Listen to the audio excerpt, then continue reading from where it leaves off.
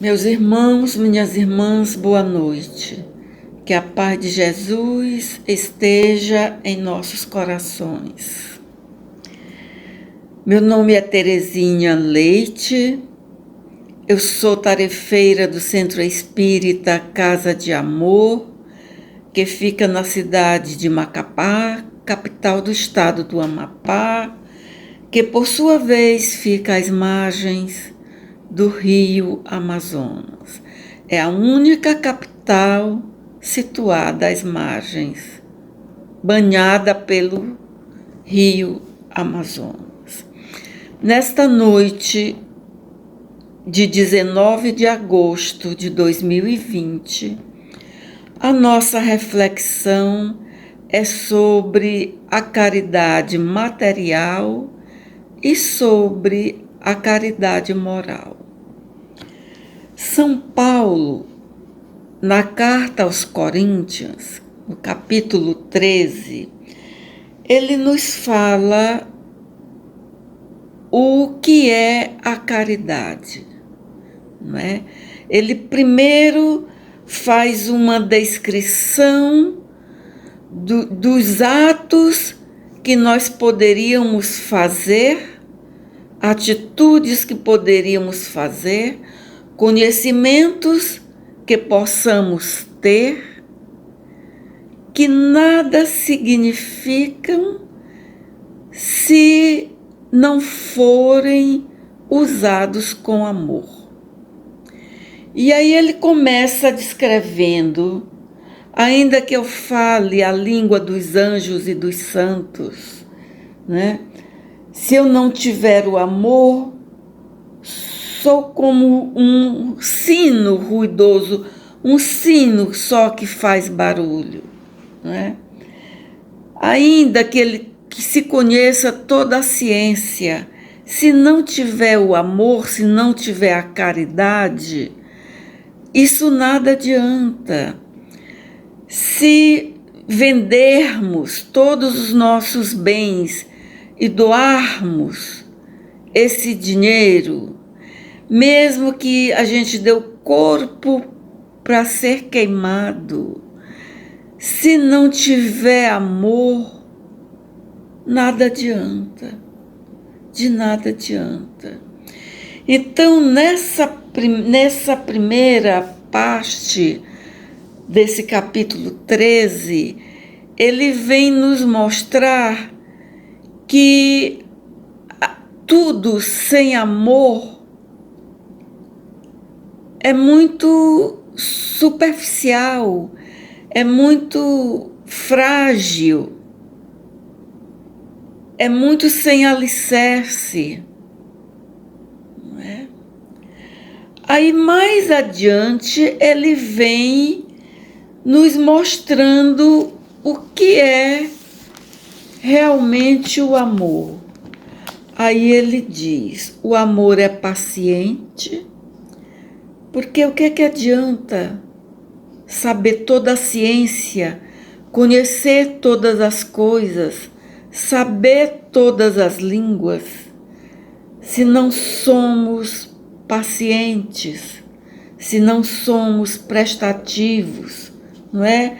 Diz ele, o amor é paciente, prestativo é o amor, não é invejoso, não se vangloria.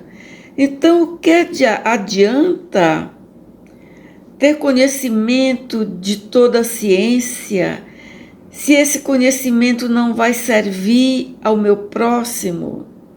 O que adianta eu conhecer todas essas línguas se eu não ensinar, se eu não alfabetizar o meu irmão que não sabe ler?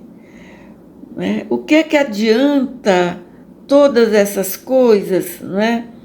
Aí diz aqui, o amor não se incha de orgulho, não falta com respeito. O que adianta ter títulos, ter formação em ciências, em cursos universitários, se eu falto com respeito às pessoas, se eu não as trato com respeito, com amor, não é? O amor não é interesseiro, não se irrita, não planeja o mal, não se alegra com a injustiça, se alegra com a verdade. Tudo desculpa, tudo crê, tudo opera, tudo suporta. O amor nunca acabará. E aí São Paulo diz que as profecias acabarão, as línguas cessarão, não é? Veja o que ele diz aqui, as línguas cessarão.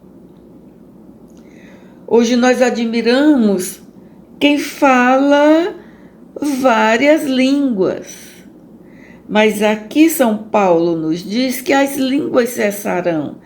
Significa que a maneira de comunicar-se chegará a tal evolução que poderá ser através do pensamento. Que os espíritos, no livro dos espíritos, já nos dizem que eles têm, a linguagem dos espíritos é o pensamento, é a transmissão de pensamento, independente de que língua, de onde ele foi criado, de onde nasceu, não é? O conhecimento desaparecerá, pois conhecemos em parte e profetizamos em parte. O que é parcial desaparecerá. Então, todo o conhecimento do homem, ele é em parte, o homem não conhece tudo. E esse tipo de conhecimento desaparecerá, não é? Aí aqui ele diz, quando eu era criança, falava como criança, pensava como criança, raciocinava como criança. Quando me tornei adulto, abandonei as coisas de criança, pois agora vemos por reflexo em espelho, mas depois veremos face a face. Agora conheço em parte, mas depois conhecerei tal como sou conhecido. Porque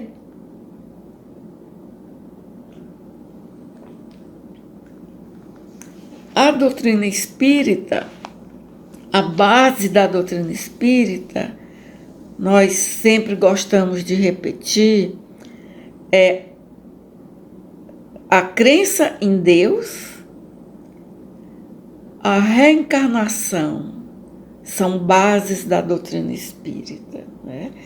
E então a gente será conhecido, nós conheceremos como somos conhecidos.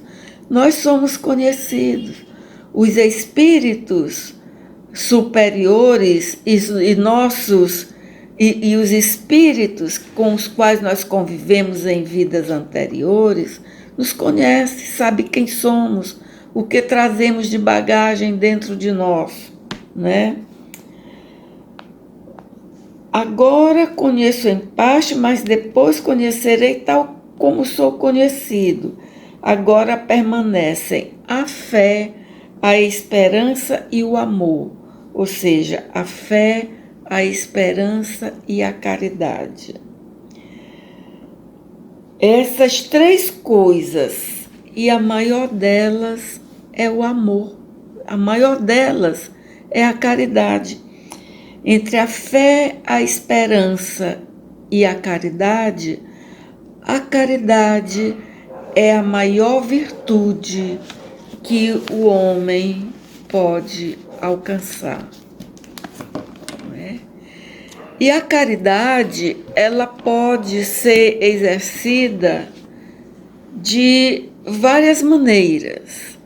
Hoje nós vamos ver a caridade material e a caridade moral. O que seria a caridade material? A caridade material é nós assistirmos nossos irmãos, dando-lhes o suporte, o suprimento em suas necessidades. Pois quem nunca passou por momentos difíceis, pois quem nunca passou por momentos complicados, quem nunca precisou ou poderá vir a precisar de auxílio material de alguém. O mundo nos mostra isso todo dia. Calamidades, terremotos, tsunamis, né? Enchentes. Então, o mundo nos prova que nós podemos, uma hora, precisar estar no lugar de quem recebe, de quem precisa da caridade de seu semelhante. E nós devemos sempre lembrar que aquele a quem nós servimos, doamos, prestamos um auxílio, pode ter sido um ente querido nosso em vidas anteriores.